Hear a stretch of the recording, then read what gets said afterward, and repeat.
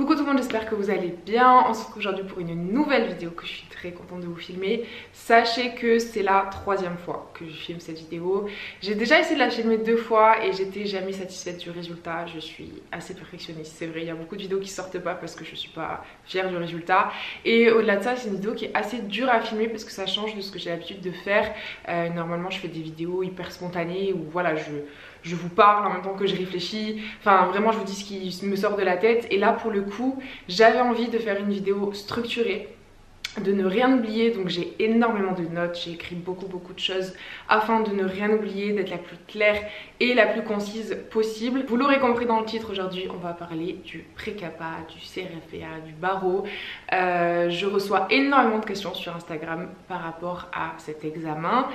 J'essaie de répondre un petit peu par-ci par-là, mais je me suis dit que ce serait beaucoup plus clair de répondre à vos questions dans une vidéo globale, de vous apporter tous mes conseils, toutes les choses que j'ai appris durant ces 5-6 mois de révision, les choses à faire selon moi, les choses à ne pas faire. J'ai aussi vous expliquer les généralités sur l'examen du pré-CAPA, parce que peut-être que vous envisagez de le passer mais vous ne savez pas vraiment les modalités, comment ça se passe. Donc vous allez voir, cette vidéo sera divisée en plusieurs parties pour que ce soit le plus clair possible. Alors justement, je vais retourner dans ma note pour pouvoir vous expliquer un petit peu le programme. Je pense que dans un premier temps, ce serait bien que je vous parle de mon parcours, rapidement évidemment, mais que je vous parle un petit peu de mes études, du pré-CAPA que j'ai passé en septembre et en décembre de l'année 2023. Ensuite je vous présenterai les généralités donc sur le CRFPA, un petit peu voilà comment ça se passe, on va dire de manière globale. Et puis je vous parlerai des écrits, en focus sur les écrits, sur les matières des écrits, et en focus sur les oraux, donc sur l'anglais et sur le grand oral. Pour vous parler rapidement de mon parcours, j'ai fait pendant 5 ans des études de droit. J'ai fait un master en droit des affaires intitulé droit de la distribution et des contrats d'affaires, que j'ai obtenu du coup en juin 2023, donc l'année dernière. Donc là je suis diplômée d'un master 2 en droit, et j'ai présenté le concours en septembre 2023. Ce qui fait qu'en fait, directement à la fin de mon Master 2, j'ai fini les cours fin juin. Et donc je me suis directement mise aux révisions fin juin, début juillet. Et j'ai révisé le pré-CAPA du coup tout l'été. Pendant tout l'été, j'étais vraiment enfermée ici, assise sur ce même tapis, à réviser le droit des obligations qu'on adore tous. Petite subtilité, comme je vous ai dit, j'ai fait un Master en droit des affaires. Mais je n'ai pas passé le pré-CAPA en droit des affaires. Pourquoi? Parce que je regrette pas d'avoir fait mon master, parce que je pense que j'ai appris énormément de choses et qu'au niveau professionnel ça m'aidera beaucoup d'avoir étudié ces matières là. Mais la matière qui m'a toujours passionnée depuis le début de mes études, et je pense peut-être la seule matière qui m'a passionnée autant, c'était le droit pénal. Et je me suis dit, en droit pénal, certes j'ai pas fait de master droit pénal donc je vais être un petit peu pénalisée, mais les fois où j'ai eu cette matière en cours, honnêtement j'étais forte. Voilà, j'avais des bonnes notes, ce qui est important. Et surtout, je kiffais quand je faisais du droit pénal. J'avais pris cette matière en TD, je crois que c'était en L2 ou en L3. Franchement, j'adorais quand je préparais mes TD, j'étais hyper contente de faire mes cas pratiques et tout. C'est vraiment la seule matière où je m'épanouis vraiment et où je peux passer des heures à travailler dessus sans voir le temps passer, sans m'ennuyer, sans en avoir marre. Et je me suis dit, là je vais passer 3 mois enfermée dans mon appart. Il est peut-être préférable que tu prennes une matière que tu kiffes vraiment. C'est là que je me suis dit, Fanny, tu as 2 options. Soit tu passes le pré-CAPA en droit des affaires, puisque tu as étudié ça pendant 2 ans. Normalement voilà, tu connais quasiment tout en droit des affaires, sauf le droit bancaire. Je crois qu'il y a du droit bancaire au pré-CAPA pour le droit des affaires que je n'ai jamais eu de ma vie. Mais de manière générale, voilà, le droit des affaires, j'étais calée sur ça puisque j'ai fait un master en rapport avec ça. Soit tu fais le choix du cœur et tu prends le droit pénal. Tu auras beaucoup de retard par rapport aux autres qui auront peut-être fait un master en droit pénal, qui auront étudié ça de fond en comble pendant 2 ans. Mais au moins tu vas kiffer tes révisions et tu prendras du plaisir en fait tout simplement à travailler. Au final, j'ai écouté mon cœur. C'est très rare, normalement j'écoute toujours ma tête, mon cerveau. Et donc j'ai choisi de passer le pré-CAPA en droit pénal. Je regrette pas du tout, je vous en reparlerai dans cette vidéo, mais je pense que c'est hyper important que vous choisissiez une option où vous êtes à l'aise, où vous prenez du plaisir à travailler, où vous êtes assez fort. Évidemment, prenez pas une matière où vous comprenez rien. Si vous avez rien compris en droit du travail, avec toutes les conventions collectives, les conventions de branche et tout, ça sert à rien. Tu vois, il faut faire un choix judicieux et ne pas oublier que pendant 3 mois, tu ne vas faire que travailler. Donc c'est important quand même de prendre un minimum de plaisir. Donc j'ai passé les écrits mi-septembre que j'ai obtenus. Je pensais pas les avoir, honnêtement. Je m'étais dit je passe le pré-capa une première fois pour voir un petit peu comment ça se passe, pour être un petit peu dans le bain et pour être prête, parce que voilà, c'est quand même assez rare d'obtenir le pré-capa de la première fois. Généralement les personnes l'obtiennent plutôt la 2e ou 3e fois. Donc j'y suis vraiment allée. J'avais beaucoup travaillé, hein, mais j'avais pas beaucoup d'espoir sur le fait de l'obtenir du premier coup. Finalement, j'ai réussi mes écrits en septembre et puis j'ai ensuite passé les oraux en décembre. Oraux que je n'ai pas obtenu malheureusement, c'est très rare. Je crois qu'il y a quand même un bon taux de réussite aux oraux, mais voilà, je n'ai pas réussi les oraux à 0,3 points. C'est pas pour me trouver des excuses, mais honnêtement, je pense ne pas du tout avoir eu de chance au niveau du sujet. En gros, l'oral du grand oral tombe sur les droits et libertés fondamentaux. Donc par exemple, avant moi, j'ai eu une amie qui est tombée sur la liberté d'expression. Après moi, un pote est tombé sur le droit à l'image. Et moi, je suis tombée sur le droit de la famille, que je n'avais pas du tout révisé. Le droit de la famille, je ne sais pas comment c'est dans les autres facs, mais à Montpellier, on l'étudie en première année et c'est tout. Donc autant vous dire que voilà, tout ce qui est divorce, filiation par possession d'état et tout ça, je ne l'avais pas étudié depuis ma licence 1. Donc je n'étais pas du tout au point. J'ai vraiment halluciné d'ailleurs quand j'ai ouvert mon sujet, parce que je me suis dit c'est bizarre, ils se sont probablement trompés de sujet, c'est pas possible qu'on ait uniquement du droit de la famille, alors que depuis 2 mois je m'entête à réviser les droits et libertés fondamentaux, qui en plus de ça me passionnaient beaucoup. J'ai beaucoup aimé réviser les droits et libertés fondamentaux. Franchement j'étais hyper au point. J'avais fait plein d'entraînements et tout, et malheureusement je suis tombée sur du droit de la famille. Alors je l'ai loupé qu'à 0,3 entre guillemets, donc je m'en suis quand même un peu mieux sortie que ce que je pensais, mais ça n'a pas suffi pour valider mes oraux. Et donc le résultat des courses, c'est que j'ai échoué le barreau. Est-ce que je suis légitime à parler du pré-capa et à donner des conseils pour réviser l'examen alors que je n'ai pas réussi les oraux? Je pense que oui.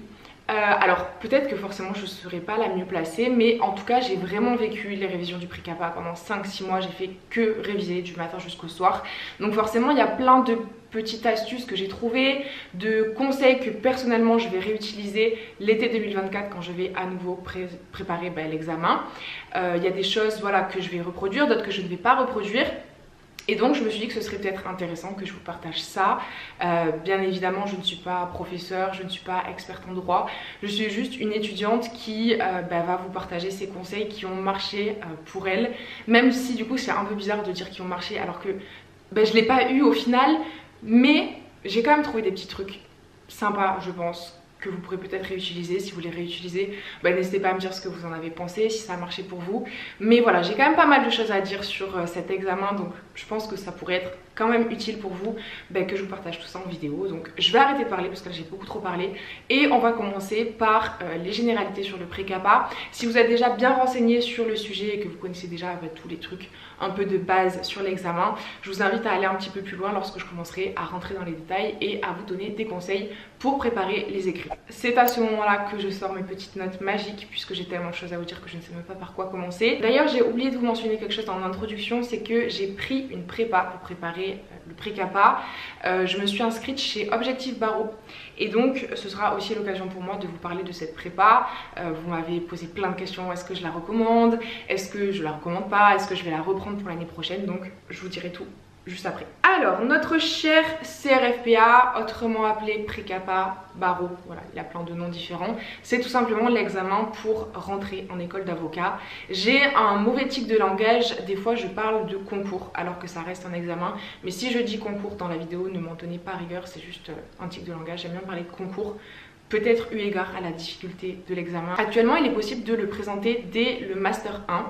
Ça va peut-être changer, j'ai vu qu'il y allait probablement y avoir une réforme, mais actuellement c'est possible de le présenter dès la fin du Master 1. D'ailleurs quand j'étais en Master 1, je crois qu'il y avait à peu près 6 personnes de mon Master qui l'ont présenté, dont 3 qui l'ont réussi. Pour ma part je l'ai passé en Master 2 comme je vous ai dit, et donc cet examen vous avez 3 chances pour le passer. Donc personnellement j'ai déjà échoué une fois, il me reste encore 2 possibilités. Sachez que au bout de 3 échecs on ne peut plus repasser le barreau, mais en revanche il existe des passerelles pour devenir avocat. Si je dis pas de bêtises, je crois que en exerçant pendant 8 ans le métier de juriste, tu as une passerelle ensuite pour devenir avocat. Donc voilà, tout n'est pas fini. Si jamais tu as 3 échecs, tu auras quand même des possibilités plus tard de devenir avocat. Pour passer le pré-CAPA, il y a une étape déjà qui est obligatoire, c'est celle de s'inscrire à un IEJ. C'est une étape donc qui est obligatoire et qui est aussi payante. Je vous avoue que j'ai payé mon IEJ là il n'y a pas très longtemps pour l'année 2024. J'ai plus exactement les prix en tête, mais de mémoire c'est entre 300 et 400 €, donc c'est quand même assez onéreux. Après si vous êtes boursier, me semble-t-il que vous pouvez ne pas payer les frais d'inscription. Et en fait l'IEJ pendant quelques mois il va t'envoyer des entraînements. Je sais pas trop comment ça se passe dans les autres IEJ, moi je suis à celui de Montpellier. Je trouve ça honnêtement très insuffisant, je pense que ce n'est pas assez d'entraînement. En plus de ça c'est un petit peu compliqué pour les corrections qui sont en présentiel, mais du coup quand tu travailles à côté tu peux pas forcément t'y rendre, il n'y a pas beaucoup d'entraînement. Bref, l'IEJ je trouve que c'est pas un très bon moyen de s'entraîner au pré-CAPA, mais sachez que voilà, si jamais vous n'avez pas les moyens par exemple de vous payer une prépa, l'IEJ propose des entraînements et des corrections. Il y a des personnes qui choisissent stratégiquement leur IEJ, c'est-à-dire qu'ils vont s'inscrire dans des IEJ où le taux de réussite est plus élevé qu'ailleurs. Je vous avoue que je ne sais pas si c'est une bonne méthode pour choisir son IEJ. Je pense que les taux de réussite en vrai on peut pas trop s'y fier. C'est pas parce que l'année précédente il y a eu un fort taux de réussite que ce sera le cas cette année. Je sais pas si ça vaut vraiment le coup de suivre cette méthode là. Moi personnellement je suis tout simplement restée sur Montpellier, j'habite ici, j'ai fait mes études ici, donc j'ai décidé de m'inscrire à l'IEJ de Montpellier, même si je crois que les taux de réussite ne sont pas ceux parmi les plus élevés. Le pré-CAPA se passe en fait en 2 grandes parties. On a en septembre les épreuves écrites, donc les épreuves dites d'admissibilité avec les résultats qui sont généralement fin octobre. Et suite à ces épreuves écrites, uniquement les étudiants qui auront une moyenne supérieure ou égale à 10 pourront présenter les oraux, donc les épreuves dites d'admission. Pour les écrits, il n'est pas nécessaire d'avoir la moyenne dans toutes les matières. L'important c'est juste d'avoir une moyenne générale supérieure ou égale à 10. Donc en résumé, si pour les épreuves écrites tu as une moyenne supérieure ou égale à 10, attention il faut bien compter les coefs parce que chaque matière n'a pas le même coef. Donc avec les coefs, si ta moyenne est supérieure ou égale à 10, tu peux présenter les oraux qui est la deuxième grande étape du pré-CAPA. Sachant que les oraux à Montpellier, ils commencent à peu près mi-novembre jusqu'au mois de décembre. Et j'ai entendu dire que dans d'autres IEJ, notamment celui de Paris il me semble, les oraux commencent beaucoup plus tôt, je crois dès la fin du mois d'octobre. Donc directement en fait après les résultats des écrits, il y a les oraux. Je trouve ça bien à Montpellier quand même qu'on ait un petit peu de temps voilà, pour réviser et pour se préparer aux oraux, mais ça dépend des IEJ. Et pour les résultats finaux, ils sont annoncés donc généralement début du mois de décembre. Donc à ce moment-là, t'es fixé, soit tu passes un bon Noël, soit tu passes un Noël de merde. Comme je vous ai dit en début de vidéo, la réussite de l'examen permet donc d'intégrer l'école d'avocat. A savoir que je vous parle de ça, on est seulement début 2023, il va probablement y avoir une réforme, donc peut-être que ce que je vais vous dire sera obsolète d'ici quelques mois. Mais actuellement comment ça se passe, l'école d'avocat dure 18 mois, donc il y a 6 mois d'école d'avocat, il y a 6 mois de stage en cabinet et il y a 6 mois de PPI, donc de projet pédagogique individuel. Le choix du PPI, donc du projet pédagogique individuel, est assez libre. On peut le faire un peu où on le souhaite. Je crois que la seule contrainte, en tout cas à Montpellier, c'est d'être sous la responsabilité d'un juriste. Je crois qu'il est aussi possible de réaliser son PPI dans un cabinet d'avocat à l'étranger. Vous pouvez le faire dans une ONG, vous pouvez le faire dans une entreprise. Enfin voilà, c'est assez cool à ce niveau-là parce que ça peut te permettre de découvrir un autre métier ou même par exemple découvrir par exemple le métier de juge. Moi je sais que c'est vraiment mon PPI de rêve. Après d'ici là que j'arrive à trouver, ça c'est notre histoire. Ou j'avoue que j'aimerais trop trouver un cabinet d'avocat à Londres. Ce serait vraiment stylé, mais vu que je ne suis pas bilingue, que mon anglais est suffisant mais pas bilingue, je pense que ce sera impossible à trouver, mais bon, c'est dans ma tête. Donc voilà, le PPI c'est l'occasion de trouver un petit truc sympa à découvrir pendant 6 mois. Comme je vous ai dit, ça peut être une ONG, une entreprise, une association, tu peux le faire à l'étranger également. Sachant que actuellement, mais bon, comme je vous ai dit, il va probablement y avoir une réforme et je pense que ce sera bientôt plus possible de passer le pré-CAPA en Master 1. Mais en tout cas, à l'heure où je vous parle, avant réforme, les étudiants qui passent le pré-CAPA en Master 1 et qui le réussissent, peuvent faire passer leur Master 2 en PPI. En gros, ces étudiants-là vont faire leur Master 2 normalement, mais celui-ci sera comptabilisé comme le PPI. Et donc, lorsqu'ils auront fini leur Master 2, il leur restera seulement 12 mois pour devenir avocat, en gros 6 mois d'école d'avocat et 6 mois de stage en cabinet d'avocat. Est-ce que vous avez compris? Je sais pas si c'était très clair, bon bref, en gros voilà, c'était juste une petite subtilité dont je voulais vous parler. C'est le moment où on va parler de ma prépa. Comme je vous ai dit en début de vidéo, je me suis inscrite à une prépa pour préparer l'examen. Je me suis inscrite donc chez Objectif Barreau. Je pense que vous en avez peut-être déjà entendu parler si vous êtes un petit peu renseigné sur le sujet. C'est une prépa qui est très connue et en fait j'en avais entendu beaucoup de bien. Et également la majorité des personnes que je connaisse, vraiment la quasi-majorité, s'était inscrite dans cette prépa là. Donc voilà, j'ai un petit peu suivi le mouvement parce que c'est vrai que je m'y connaissais pas trop. Au niveau du prix, j'ai payé 1 240 €. Ce qui est quand même assez cher, c'est très cher une prépa. C'est très cher surtout pour un étudiant. Après on en reparlera plus tard, je pense que les 1 240 € sont assez bien rentabilisés, mais ça reste vraiment pas donné. Alors moi j'ai pris la formule prépa à distance simple. C'est une prépa donc intensive qui commence dès le mois de juin et qui finit à la fin du pré-CAPA. Donc c'est en gros une prépa d'été.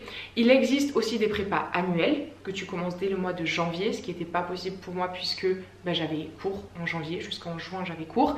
Et puis honnêtement je sais pas si j'arriverai dès le mois de janvier à me motiver et à travailler pour un examen qui est 9 mois plus tard. Ça c'est un autre sujet, c'est à vous de voir si vous préférez en fait travailler sur une courte période beaucoup ou si vous préférez travailler sur une longue période avec des journées de travail plus light.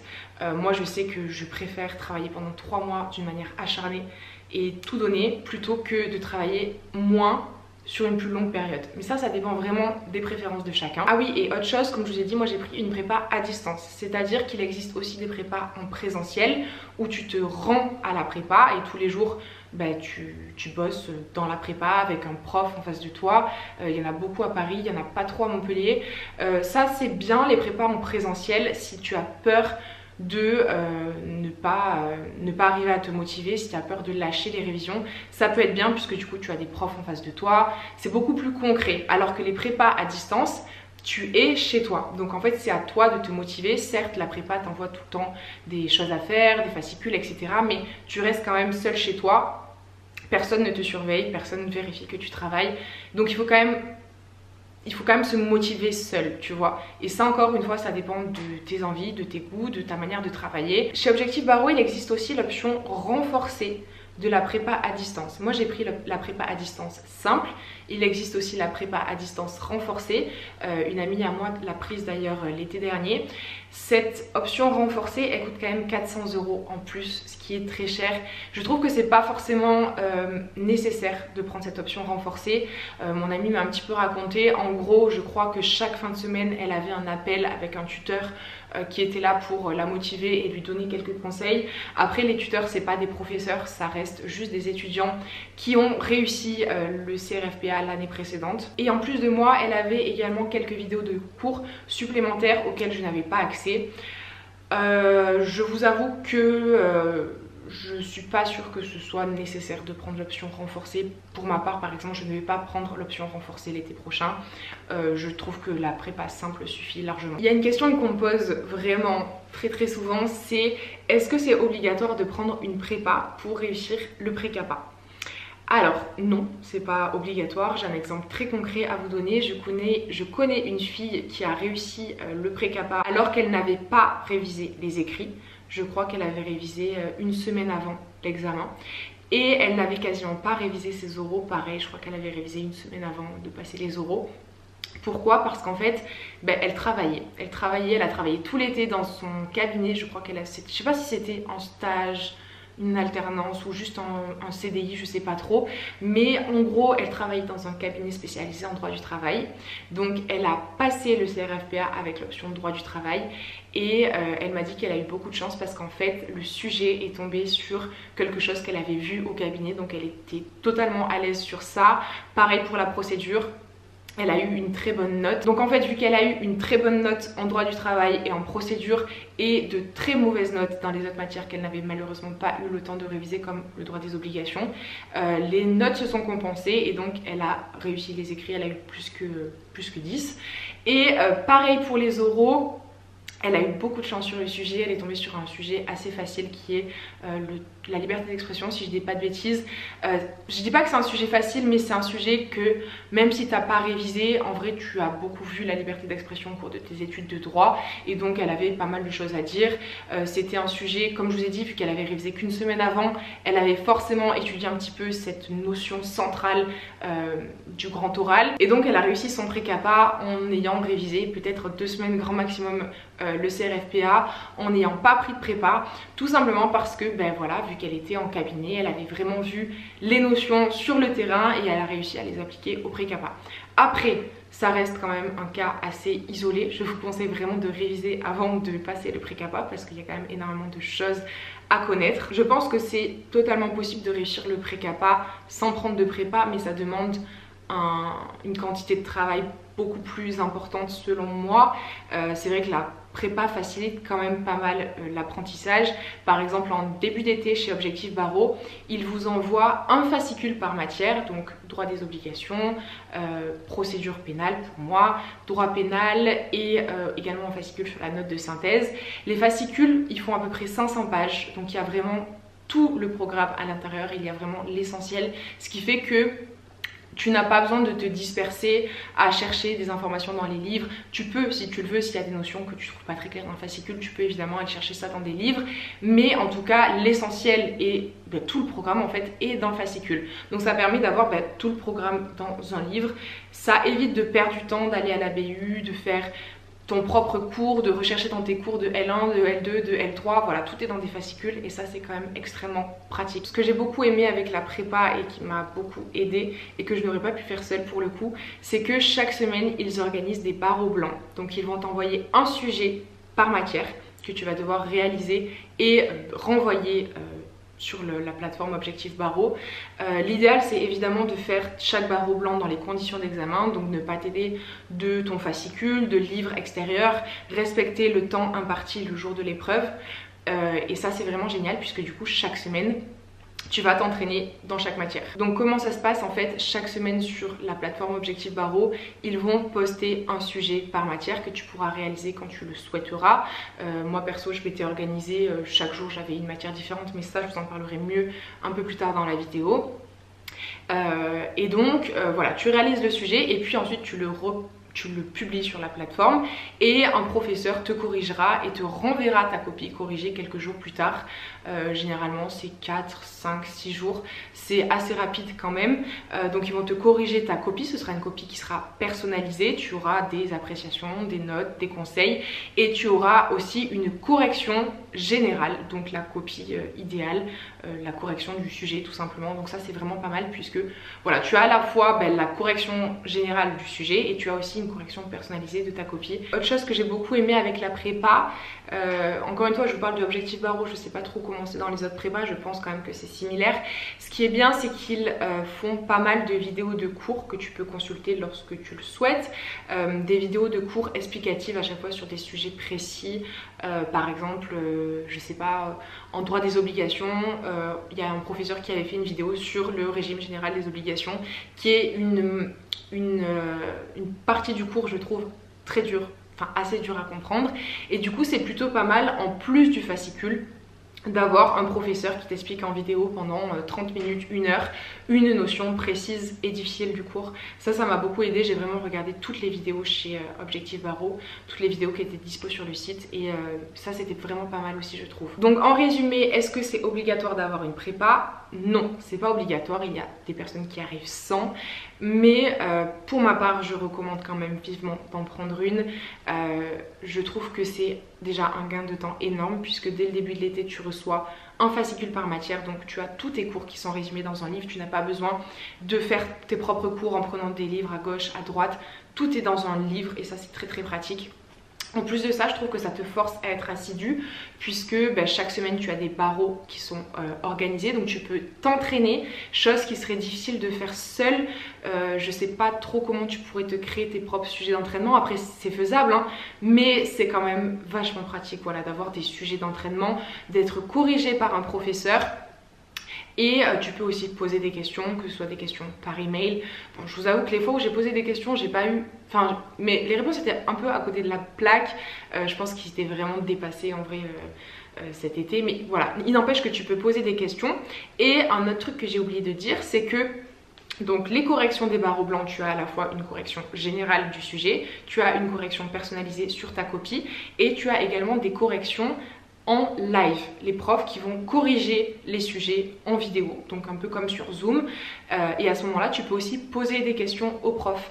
Si tu n'as pas compris un sujet, un élément du sujet, tu peux lui poser une question, il va te répondre au moment du live, et ça c'est quand même vachement pratique aussi de pouvoir directement échanger avec les professeurs, leur poser des questions. Voilà, je pense que je vous ai à peu près tout dit sur la prépa. Alors mon avis du coup sur Objectif Barreau, honnêtement dans l'ensemble je suis vraiment satisfaite de cette prépa. Je trouve que voilà, ils sont vraiment bien présents pour les élèves, ils font des bons sujets d'entraînement, ils font des bons fascicules. Après forcément il y a des matières où je trouve qu'il y a plus de lacunes que d'autres. Par exemple, si vous prenez l'option droit pénal au pré-capa, je vous conseille vraiment Objectif Barreau, puisque le prof de droit pénal est juste génial, le fascicule de droit pénal est génial, les sujets de droit pénal sont géniaux, et j'ai eu une très bonne note le jour J au droit pénal. Donc voilà, sur cette matière là par exemple je trouve qu'ils sont hyper au point. Par contre sur d'autres matières je trouve que c'était peut-être un peu moins bien, je pense notamment au droit des obligations. Après c'est vrai que c'est dur de prévoir le sujet du jour J, mais tu vois pendant 3 mois on avait dans chaque sujet d'entraînement en droit des obligations en gros cas sur les vices du consentement, et on en a eu 0 le jour J. Je trouve que le sujet du jour J était beaucoup plus dur que ce qu'on avait eu en prépa. Mais voilà, si je fais une synthèse globale, on va dire que je suis satisfaite de Objectif Barreau.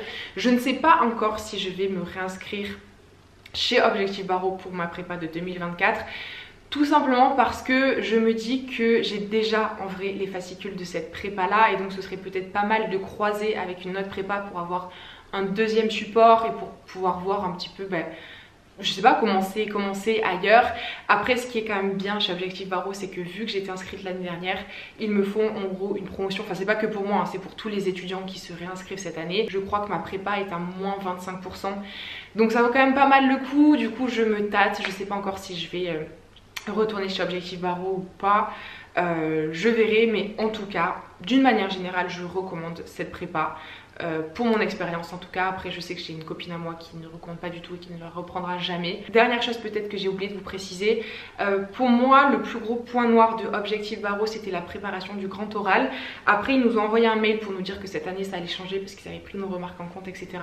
Mais pour le grand oral je trouvais le fascicule vraiment pas bien. C'est le seul fascicule que je n'ai pas aimé et que je n'ai pas utilisé. Je suis allée emprunter des livres à la bibliothèque pour faire mes fiches de révision du grand oral.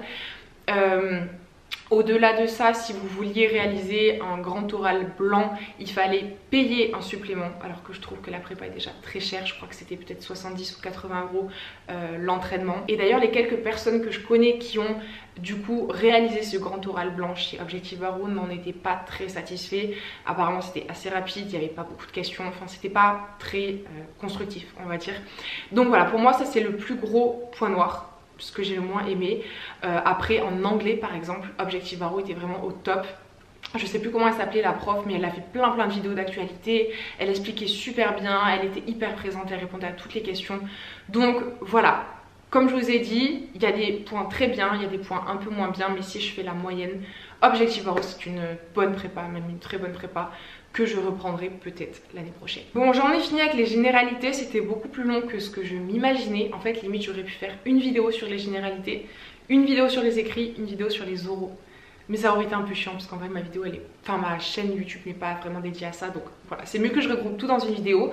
Tout ça pour dire que on passe maintenant dans la deuxième partie qui concerne les écrits. Je vais rentrer dans les détails des écrits, vous présenter les matières, les coefs, mes conseils, et puis ensuite viendra la troisième et dernière partie sur les oraux. Mais avant ça, je vais faire une petite pause les amis, parce que là ça fait 50 minutes que je parle, j'ai mal au dos, je suis assise par terre et j'ai extrêmement soif, donc on se retrouve tout à l'heure. Alors déjà concernant les écrits, quelles sont les matières? Il y en a 4 en tout. 2 qui sont communes à tout le monde, à savoir l'épreuve de droit des obligations et la note de synthèse. Et ensuite vous allez pouvoir choisir votre épreuve de spécialité avec sa procédure. Alors concernant les spécialités, il y en a pas mal, j'ai tout écrit parce que je ne les connais pas toutes. Premièrement, il y a droit civil et procédure civile, soit droit pénal et procédure pénale, ce que j'ai pris moi, soit droit social et procédure civile, soit droit des affaires et procédure civile, soit droit administratif et procédure administrative, soit droit international privé et procédure civile ou procédure administrative. Vous pouvez choisir entre les deux procédures si vous choisissez la spécialité DIP. Et enfin, il y a la spécialité droit fiscal et là pareil, vous avez le choix entre la procédure civile et la procédure administrative. Donc comme vous pouvez voir, il y a des spécialités où vous n'avez pas le choix de la procédure, par exemple droit pénal, procédure pénale, et il y a d'autres spécialités comme DIP ou fiscal où vous pouvez choisir entre la spécialité entre la procédure civile et la procédure administrative. On va parler rapidement des coefs. Sachez que le plus gros coef est celui de la note de synthèse. La note de synthèse, on en reparlera un petit peu plus tard. C'est pas l'épreuve la plus facile parce que déjà elle dure 5 heures. C'est extrêmement long, 5 heures. Restez concentrés pendant tout ce temps, c'est assez difficile. Après avec les entraînements, on y arrive de mieux en mieux. Et surtout, l'épreuve de synthèse, on n'en a jamais fait durant nos études. En tout cas à Montpellier, vous je sais pas, mais nous on n'en avait jamais fait. Donc c'est vraiment une nouvelle épreuve. Encore une fois, c'est pour ça que c'est bien aussi de faire une prépa, puisqu'ils vont vous entraîner à la note de synthèse, ils vont vous envoyer une méthodologie de la note de synthèse pour découvrir et progresser au mieux dans cette épreuve-là. Après, encore une fois, si vous n'avez pas les moyens, il y a les IEJ qui proposent des entraînements. Là, par exemple, j'ai reçu de la part de mon IEJ un email me proposant de m'entraîner sur une note de synthèse qu'il m'avait envoyée et je pouvais envoyer ma copie pour me faire corriger par un professeur. Donc certes l'IEJ, il n'y a pas beaucoup d'entraînement, je ne sais pas combien de notes de synthèse à peu près il propose de corriger.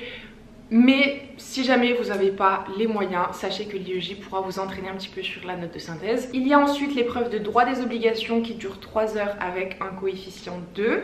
Ensuite, il y a l'épreuve de spécialité, donc c'est une épreuve de cas pratique qui dure 3 heures avec un coefficient 2. Et pour finir, il y a la deuxième épreuve de spécialité, celle de la procédure, qui dure 2 heures avec un coefficient 2. Vous savez quoi, je vais d'abord vous donner des conseils généraux sur mon organisation pour la révision des écrits cet été, comment je procédais, comment je m'organisais. Et puis ensuite, je vous donnerai des conseils précis sur chaque épreuve. Peut-être le plus simple. C'est assez dur. Je vous jure, cette vidéo est assez dure à filmer parce qu'en fait j'ai tellement de choses à dire. J'ai envie que ce soit organisé, concis. Donc c'est un peu dur de bien séparer tout ça, mais je pense qu'on va faire ça, ce sera plus simple. Donc déjà pour mes conseils généraux, j'ai commencé les révisions du pré-CAPA au mois de juin, mais pas énormément non plus parce qu'en fait j'avais cours tout le mois de juin, de 9h à 18h je crois, j'avais vraiment beaucoup de cours. Du coup c'était assez compliqué de commencer à réviser. On va dire que je révisais à peu près 3 heures par jour au mois de juin. Comment je faisais vu que j'étais en cours? Et ben c'est pas bien, mais en fait quand j'étais en amphithéâtre je faisais des entraînements parce que du coup Objectif Barreau on commençait dès le mois de juin à envoyer des entraînements, donc je faisais mes entraînements pendant que j'étais en cours en amphithéâtre. Faites pas ça, je pense que c'est pas un très bon conseil, mais voilà, donc dès le mois de juin j'ai commencé à me mettre dans le bain et à faire des entraînements un petit peu chaque jour. Je me suis mis à réviser on va dire à temps plein, c'est-à-dire toute la journée à partir du 4 juillet, donc je révisais tous les jours sauf le dimanche. Le dimanche c'était mon jour de repos. Je vais être honnête avec vous au niveau de mes horaires de travail, mais je vais nuancer mes propos après. Pour être honnête, je travaillais à peu près de 9h à 19h avec une petite pause le midi. Je pense que j'ai un peu abusé, je pense que j'ai un peu trop révisé. À mon sens, ça peut être contre-productif de réviser trop, de s'en mettre plein la tête parce que ça peut déjà vite nous fatiguer et nous dégoûter des révisions. On peut arriver totalement éreinté au CRFPA en septembre, donc c'est pas une très bonne idée. Honnêtement, je connais des personnes qui ont réussi le CRFPA en travaillant, on va dire, de 10h à 18h. Après, pour ma défense, je révisais autant, je pense, parce que j'avais un gros retard. Comme je vous ai dit, j'ai pris la spécialité pénale alors que j'avais eu que très peu de pénal durant mon cursus scolaire. J'avais aussi du coup la procédure pénale que je n'avais jamais étudiée en cours, donc je démarrais vraiment de zéro dans cette spécialité d'épreuve de procédure pénale et donc j'avais pas mal de retard à travailler. Je pense que c'est peut-être pour ça aussi que mes journées étaient si chargées. J'avais en fait vraiment 2 matières à revoir limite du début. Ce qui explique peut-être cette charge de travail. Après, encore une fois, bon, je pense que mes horaires sont un peu too much. Je pense en vrai que, tu vois, tu fais 9h midi, 14h, 18h. Je pense que c'est suffisant, honnêtement. Après, ça reste un été très chargé. Je vais pas vous dire que les révisions, c'est une petite charge de travail, que vous allez pouvoir sortir durant votre été, que vous allez pouvoir aller à la mer.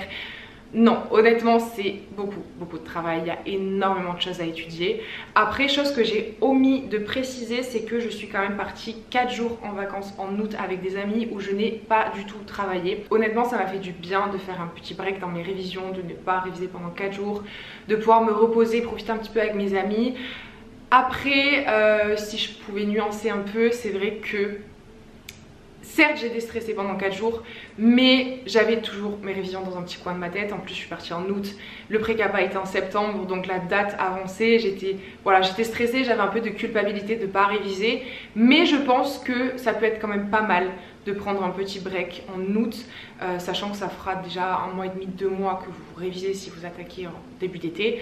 Je pense que ça peut être bien de prendre quelques jours de vacances parce que généralement en août c'est la période où ça commence à être compliqué puisque ça fait longtemps qu'on a commencé à travailler. La date fatidique approche et du coup tous les étudiants sont un petit peu sur les rotules. Donc je pense que voilà, pendant 3-4 jours prendre un break, ne plus penser aux révisions, enfin essayer en tout cas, ça peut être bien pour redémarrer de plus belle et pour arriver à tenir jusqu'à la fin parce qu'en fait c'est vraiment une course de fond. Le but c'est d'arriver jusqu'à la fin en fait, en bon état, tu vois, parce que si t'arrives à la fin avec des cernes jusqu'ici et que tu sais plus comment tu t'appelles tellement t'es fatigué, ça sert à rien. Ensuite, comment du coup j'organisais mes journées entre 9h et 19h officieusement parfois 23h minuit. Quand je vous dis que j'ai abusé, j'ai vraiment abusé. Donc 4 matins par semaine, je faisais un barreau blanc. Donc généralement le lundi matin pendant 5 heures je faisais l'épreuve de notes de synthèse. Donc encore une fois les barreaux blancs organisés par ma prépa. Le mardi matin de mémoire je faisais l'épreuve de procédure pendant 2 heures. Le mercredi matin je faisais mon épreuve de spécialité, donc droit pénal. Et le jeudi matin je faisais l'épreuve de droit des obligations. Alors, j'aimais bien mettre la note de synthèse le lundi parce que c'est le plus long barreau blanc, il dure pendant 5 heures. Donc au moins, tu vois, j'étais débarrassée pour le reste de la semaine. À vous de trouver votre organisation, mais personnellement, j'aimais bien faire les entraînements le matin. En plus de ça, quand j'ai révisé, donc l'été 2023, il faisait extrêmement chaud. C'était vraiment la canicule à Montpellier, je n'ai pas de clim. Je crevais rapidement de chaud, dès 13 h il faisait extrêmement chaud, donc je préférais faire ça le matin. Quand il faisait encore un petit peu frais, c'était beaucoup plus pratique et puis au moins j'étais débarrassée l'après-midi. D'ailleurs, qu'est-ce que je faisais l'après-midi? Et ben tout simplement, je faisais mes fiches de révision. En fait, pour vous expliquer, pour ma part en tout cas, j'arrive le mieux à apprendre en écrivant. Je pense que c'est hyper important que vous connaissiez votre méthode d'apprentissage. Il y a des personnes qui arrivent hyper bien à apprendre lorsqu'elles lisent, par exemple. Moi, la lecture, ça m'énerve vite, je me déconcentre très vite, donc j'aime pas trop ça. Il y a des personnes qui arrivent à apprendre en écoutant. Il y a des personnes qui arrivent à apprendre en écrivant, comme c'est mon cas. Et du coup, mes après-midi, surtout au mois de juillet, je l'ai passé à faire des fiches. Comme je vous ai dit, en tout début d'été, ma prépa Objectif Barreau m'a envoyé, enfin nous a envoyé à tous les étudiants de chez Objectif Barreau 4 fascicules, ou plutôt 3 fascicules, avec un petit fascicule pour la note de synthèse. Mais en gros, 3 gros fascicules, donc un pour obligue, un pour procédure et un pour pénal. Les fascicules ils sont très bien parce qu'ils sont très complets, mais du coup ils sont extrêmement gros. Ils font entre 400 et 500 pages et Comme je vous ai dit, moi j'arrive pas trop à apprendre en lisant, surtout quand il y a autant de lectures. Et donc mes après-midi, après que j'ai fini mes barreaux blancs, que j'ai mangé, que je me suis reposée un petit peu, je faisais donc des fiches de mes fascicules. Ça me permettait d'apprendre puisque j'écrivais et je vous l'ai dit, j'apprends en écrivant.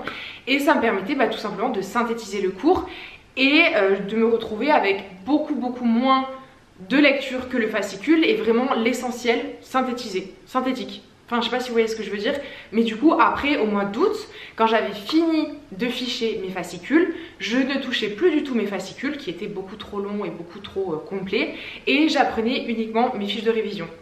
L'après-midi, après mes barreaux blancs, donc en août, je passais mon temps à lire mes fiches de révision, à post-iter mon code et à faire un petit peu toutes les finitions pour les révisions. En gros, est-ce que j'ai été claire? Je suis pas sûre. Il y a un conseil que j'aimerais vous partager aussi, que j'ai très mal appliqué en 2023 et que du coup je compte appliquer en 2024. Ce que je vous conseille si vous prenez une prépa, c'est de vraiment effectuer les barreaux blancs en condition d'examen. Alors, au début ce sera pas trop possible parce qu'en vrai au début du mois de juillet vous n'aurez pas eu le temps de lire tout le programme et d'être à jour sur tout le programme. Donc je pense que les 2 premières semaines de juillet vous pouvez peut-être vous aider un petit peu de votre fascicule, de certains livres, prendre un peu plus de temps que le temps qui est imparti le jour J. Mais par contre après je pense mi-juillet c'est important d'effectuer les barreaux blancs dans les conditions d'examen. Pourquoi? Parce que ça va vous forcer déjà à être hyper rapide. Je ne sais pas si vous avez regardé les annales de l'année dernière, mais les sujets étaient extrêmement longs, surtout en obligation par exemple, le sujet était interminable. Donc c'est hyper important dès vos révisions, dès le mois de juillet, d'apprendre à être hyper rapide quand vous effectuez un entraînement. Perso, je pense que j'ai commencé à faire mes entraînements en conditions d'examen début août, parce que avant... en fait j'aimais pas avoir des mauvaises notes à la prépa, tu vois, parce que ça me décourageait et tout. Du coup je voulais vraiment rendre des copies parfaites, donc je prenais plus de temps, j'utilisais mes fascicules et honnêtement c'est pas une bonne chose à faire. Les notes de la prépa, il faut se dire que dans tous les cas elles ne comptent pas, c'est juste une note indicative. Il vaut mieux avoir des mauvaises notes mais se préparer correctement et les bonnes notes vont venir par la suite. Vous voyez ce que je veux dire? Donc voilà, si vous inscrivez dans une prépa ou même si vous faites les entraînements de votre EEJ, je vous conseille de respecter le temps imparti et de ne pas vous aider de manuels extérieurs, d'utiliser uniquement votre code. Ça vous aidera à savoir vous en servir tout simplement et ça vous permettra de développer de bons mécanismes pour le jour J, de savoir exactement où chercher quand vous voyez un sujet. Hop, je sais où regarder dans mon code, vous perdez pas de temps et vous êtes super efficace. D'ailleurs en parlant de code, je pense que je vais insister un peu sur ça parce qu'en vrai je pense que c'est vraiment essentiel. Pour réussir le pré-CAPA, c'est essentiel de super bien maîtriser son code, de le connaître comme sa poche. Pour ça, il n'y a pas 36 000 solutions. Déjà, comme je vous ai dit, pendant l'été, lorsque vous vous entraînez, prenez le réflexe d'utiliser vos codes tout le temps. Pourquoi? Parce qu'en fait, le programme de révision est tellement énorme que c'est impossible de tout connaître par cœur. C'est impossible de connaître par cœur tous les numéros des articles. C'est impossible de connaître par cœur le contenu des articles. C'est impossible de connaître par cœur la jurisprudence. Et c'est pour ça qu'il faut arriver à maîtriser parfaitement et rapidement son code. Je peux vous donner quelques astuces. Par exemple, moi j'avais mis en place un code couleur. Par exemple en droit des obligations, vu que tout le monde a cette matière, c'est peut-être mieux que je vous prenne ça comme exemple. Pour la période de formation du contrat, j'avais mis des post-it dans les tons de bleu. Par exemple, les articles sur un contenu licite et certain, j'avais mis un post-it bleu clair. Pour les articles sur la capacité, j'avais mis un post-it bleu moyen. Et les articles pour le consentement, j'avais mis des post-it bleu foncé. Donc tout ce qui est les vices du consentement, le dol, l'erreur, la violence, etc., etc. Et une autre chose que j'ai faite et qui peut-être pourrait vous servir, j'ai fait un sommaire de mes post-it. En fait, pour chaque code, je m'étais fait une fiche avec la signification de chaque post-it. Donc par exemple, si mes premiers post-it en haut du code ils étaient bleus, je mettais post-it bleu formation du contrat, bleu clair contenu licite et certain, bleu moyen capacité, bleu foncé consentement. Et voilà, j'avais listé tous mes post-it sur une fiche. Je relisais ma fiche régulièrement pour vraiment savoir, hop, mes post-it violets c'est ça, mes post-it roses c'est ça. Et comme ça le jour J, j'ai jamais hésité une seconde sur où c'est que je devais chercher dans mon code, parce que je savais par exemple, ben là dans mon sujet je vois que ça parle, je sais pas, de résiliation unilatérale du contrat, et ben je sais directement où chercher dans mon code. J'avais une pote à moi qui avait mis tellement de post-it dans son code que malheureusement elle ne savait même pas, même plus ce que ça signifiait en fait, elle ne savait même plus vers quoi ça renvoyait. Donc voilà, je pense que c'est hyper important de bien post-iter son code, de connaître les différents codes couleurs, de les mettre dans l'ordre si nécessaire. Par exemple, tu vois, en haut c'était mes post-it sur la formation du contrat, au milieu c'était mes post-it sur l'exécution du contrat, et en bas mes post-it sur la fin du contrat. Tu vois, essayez de trouver des suites logiques pour vos post-it, ça vous aidera grandement. J'ai également écrit faire attention aux spécificités de votre IEJ. Pourquoi? Parce qu'en fait, le CRFPA, c'est un examen qui est national, donc il y a des consignes qui sont nationales et qui ont été uniformisées depuis quelques temps, je ne saurais plus vous dire depuis quand, mais voilà, les consignes sont nationales. Mais il y arrive qu'il y ait des spécificités par IEJ. Des coutumes qui se font dans certains IEJ et pas dans d'autres, ou des préférences au niveau des correcteurs, ça arrive aussi. On va dire que connaître les spécificités de votre IEJ, ça ne va pas doubler votre note. Ou au contraire, si vous n'appliquez pas une certaine spécificité, ça ne va pas vous diviser votre note de moitié. Mais ça peut être quand même bien de connaître les correcteurs, de savoir ce qu'ils veulent ou ne veulent pas. Par exemple, à Montpellier, généralement notre correcteur en droit des obligations veut une problématique par chaque sous-partie, même une toute petite sous-partie, il veut à chaque fois une problématique, donc c'est bien de le savoir. En gros, connaître ces petites spécificités, ça peut peut-être vous aider à grappiller quelques points par-ci par-là, à faire plaisir à votre correcteur et donc à le mettre dans de bonnes conditions pour vous corriger. Par exemple, dans certains IEJ, pour la note de synthèse, il demande une problématique sous forme interrogative. Dans d'autres IEJ, ils ne veulent pas de problématique interrogative. Au niveau du nombre de pages aussi, par exemple, la note de synthèse, je ne sais pas si vous le savez, mais elle doit faire 4 pages maximum. Mais à Montpellier, puisqu'il y a en fait un petit peu de la première page qui est utilisée par le correcteur, il nous autorise à utiliser 4 pages et 3/4. Voilà, c'est juste des petites spécificités mais qui peuvent vous faciliter le travail le jour J, vous éclairer sur la façon de présenter votre copie ou ce genre de choses. Ça peut vraiment être bien de connaître ça. Donc n'hésitez pas à vous renseigner auprès des anciens élèves qui auraient passé le pré-CAPA dans votre IEJ, ça peut être pas mal je pense. Il existe aussi des groupes de soutien qui sont mis en place. Moi j'ai rejoint quelques groupes de soutien sur WhatsApp qui ont été mis en place par l'avocat Rémi Dandan, que je vous encourage vraiment à suivre sur Instagram, il est vraiment génial. C'est un avocat qui est assez jeune et qui partage plein de conseils à la fois sur le pré-CAPA et qui parle aussi d'actualité juridique, qui encourage pour le CRFPA, qui donne des conseils pour les oraux, qui fait des fiches techniques et tout. Il est vraiment génial ce monsieur, enfin ce maître. Il a mis en place des groupes de soutien sur WhatsApp par catégorie d'épreuves et donc vous pouvez voilà, demander des conseils sur ce groupe là, vous pouvez partager des conseils aussi. D'ailleurs j'avais noté aussi l'Instagram d'une avocate que j'ai beaucoup aimé suivre pendant mes révisions, qui est un peu comme le Instagram de maître Rémi Dandan. Pareil, c'est une avocate du coup qui partage pas mal d'actualités juridiques, de conseils pour réussir le pré-CAPA et tout, et c'est hyper motivant je trouve parce que vraiment pendant la période d'été il poste énormément de choses pour motiver les étudiants. Je vais rentrer un petit peu plus en détail dans chacune des matières, j'ai quelques petits conseils à vous donner à chaque fois. Donc premièrement, la note de synthèse. Comme je vous ai dit, la note de synthèse elle dure 5 heures, c'est une épreuve qui est longue, c'est vraiment une épreuve de fond. Pensez à prendre à boire et à manger quand vous y allez parce que honnêtement c'est voilà, c'est coriace, tu vois, de tenir du début jusqu'à la fin. Je pense que c'est l'épreuve que je redoutais le plus. Parce que déjà elle est longue et parce qu'aussi c'est une épreuve qui est nouvelle, on n'en fait pas pendant nos études et du coup c'est vraiment la première fois qu'on réalise une note de synthèse en condition d'examen.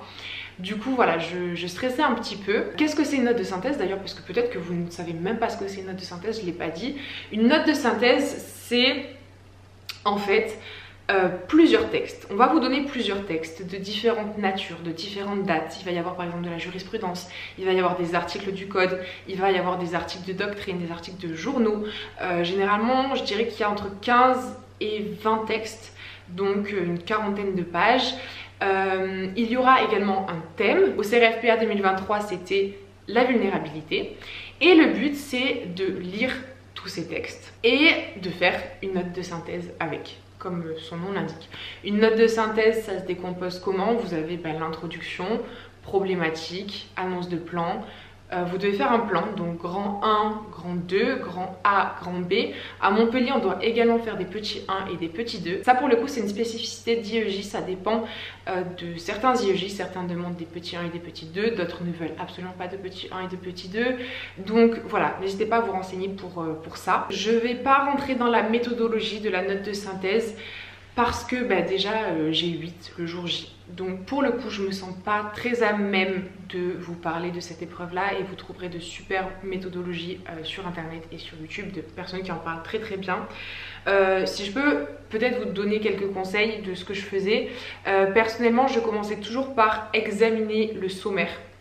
En fait vous allez avoir le thème de votre note de synthèse, donc par exemple la vulnérabilité, et en dessous vous allez avoir un sommaire avec toute la liste des documents présents dans votre corpus, le titre du document, la date, etc., etc. Donc je survolais ce sommaire là, je survolais également un petit peu le corpus pour voir un petit peu voilà, la quantité de documents, de quoi il parle. Je survolais vraiment rapidement juste pour avoir une idée un petit peu de chaque document et pour pouvoir, on va dire, un peu cerner le sujet, comprendre tous les documents qu'il y a dans ce corpus, comment ils s'articulent entre eux, quels thèmes reviennent souvent. C'est bête, mais en vrai, quand tu vas lire par exemple le sommaire et tous les titres de chaque document, il y a certaines idées qui vont ressortir, peut-être des idées qui pourront t'aider ensuite à construire un plan ou à mieux cerner le sujet. Et donc en fonction de ça, directement dans le sommaire à côté de chaque document, je mettais des petits numéros pour établir mon ordre de lecture. Ça c'est vraiment propre à chacun, il y a des personnes qui préfèrent lire les documents dans l'ordre où ils sont fournis, donc ils lisent le premier, puis le deuxième, puis le troisième. Voilà, c'est ce que j'ai écrit dans mes notes. Commencez par lire les documents les plus récents, les textes de doctrine qui semblent assez globaux. Il y a parfois des documents maîtres. Ça, je l'ai appris grâce à ma prépa, ça s'appelle des documents pivots, je crois, qui couvrent à eux seuls l'ensemble du sujet. Et donc, le but, c'est de les lire en premier pour comprendre directement le sujet et les idées principales de la note de synthèse. Voilà, si jamais ça peut vous aider. Pour finir avec la note de synthèse et quelques petits conseils généraux, encore une fois je ne vais pas rentrer dans le détail de la méthodologie pour cette matière là, puisque je pense que vous trouverez de bien meilleures vidéos ailleurs sur YouTube, de professeurs qui vous diront exactement comment réaliser la note de synthèse, quelles sont les consignes, etc., etc. Mais je vous rappelle que la note de synthèse doit faire 4 pages maximum. Sachez que si vous dépassez 4 pages, ça peut être éliminatoire. Un prof peut vous mettre vraiment pas à la moyenne. Alors je sais pas s'ils ont le droit de vous mettre 0, mais en tout cas ils peuvent vous mettre une très mauvaise note si vous dépassez le nombre de pages maximal autorisé. Il faut toujours rester objectif et ne jamais apporter de connaissances personnelles. En gros, dans la note de synthèse, on ne doit dire que ce qu'il y a dans les documents. Si tu sais quelque chose en plus qui n'est pas là dans les documents, tu n'as pas le droit de le mettre. Tu n'as pas le droit de donner ton avis, tu n'as pas le droit de critiquer comme on le faisait dans les commentaires d'arrêt où tu devais critiquer la solution du juge, la nuancer, etc. Ce n'est pas du tout pareil dans la note de synthèse, c'est hyper important. Et également, tu fais des phrases courtes. Ça c'est aussi un conseil qu'ils nous ont donné en prépa, ne pas faire des phrases hyper longues sur 3-4 lignes, faire des phrases courtes, synthétiques, concises, claires et nettes. C'est vraiment important. Pour l'épreuve de droit des obligations, j'ai noté qu'un seul conseil en plus de ceux que je vous ai déjà donnés, donc par exemple bien post-iter vos codes, bien les maîtriser, etc., etc. C'est le conseil de vous faire des majeurs types, de les apprendre presque par cœur et de les maîtriser. En fait, l'épreuve en droit des obligations, ce sera forcément, si je ne m'abuse, mais je crois que c'est ça, une épreuve de cas pratique, de consultation. Donc vous allez avoir votre sujet qui sera composé d'un long énoncé qui sera en réalité plein de petits cas pratiques. Donc ces cas pratiques là, il va falloir bien les diviser, les séparer, et pour chaque cas pratique vous allez faire un petit exposé des faits qualifiés, une petite problématique juridique, une partie majeure et une partie mineure. La partie majeure, ce sera l'exposé de toutes les règles de droit. Donc vous allez recenser tous les articles qui s'appliquent à votre cas pratique, les jurisprudences qui intéressent votre cas pratique. Et puis ensuite, vous allez faire la partie mineure. La partie mineure, c'est là où vous allez appliquer les règles de droit à vos faits, une application au cas d'espèce. Bref, et donc ce que je vous conseillais, c'était de faire des major types. Donc en fait, pour chaque notion importante de votre cours, préparez une petite fiche de révision sur la partie majeure. Bien évidemment, le jour J, vous ne pourrez jamais recracher telle quelle la majeure que vous aurez appris. Votre majeure, il faudra l'adapter bien évidemment aux faits d'espèce, mais de manière générale, ça peut être bien de préparer des fiches de révision des majeurs types en fait. C'est pour ça qu'on parle de majeur type, c'est parce que c'est des majeurs qui sont, on va dire, idéales avec tous les articles importants, mais qui sera bien évidemment à adapter le jour J.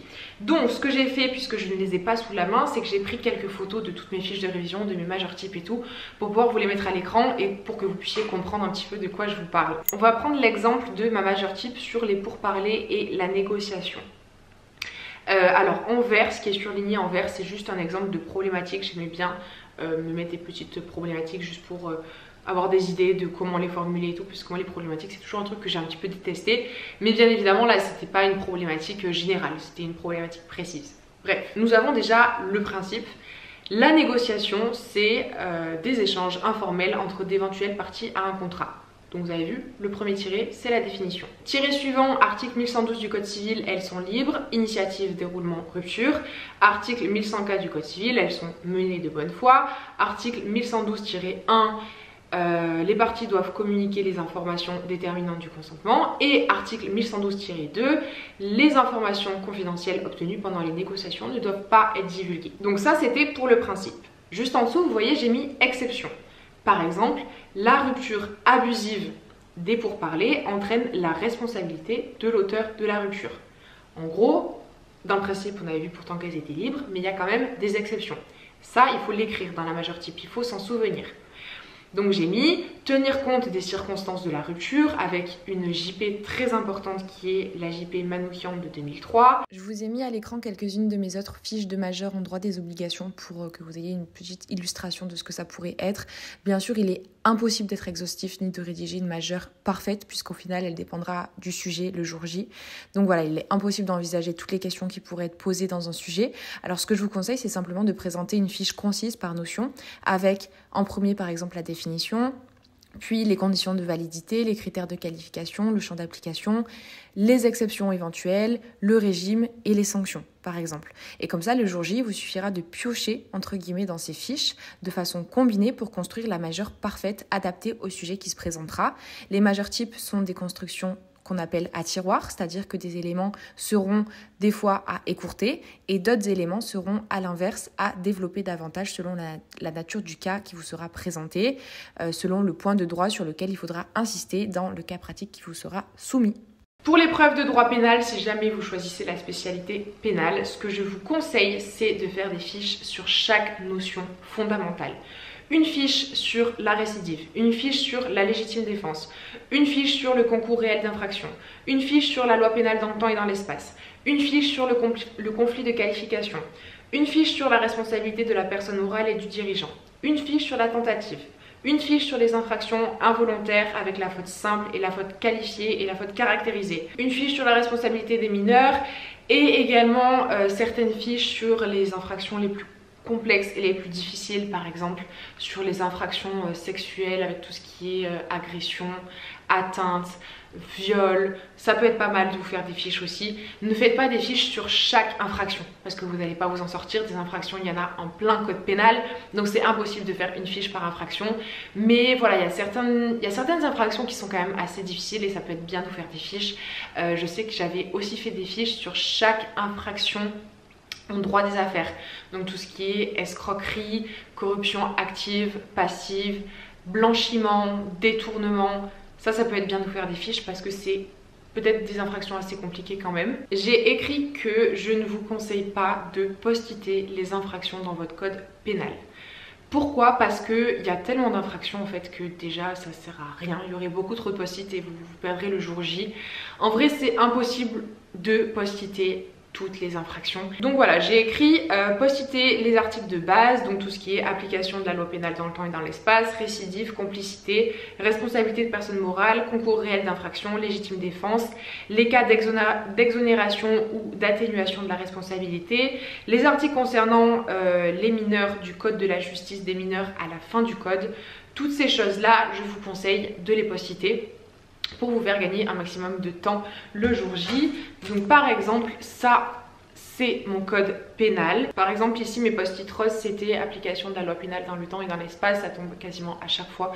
Donc voilà, j'avais juste à hop ouvrir et je tombais sur les bons articles. Mes post-it orange c'est tout ce qui est fait justificatif, atténuation, exonération de la responsabilité, etc.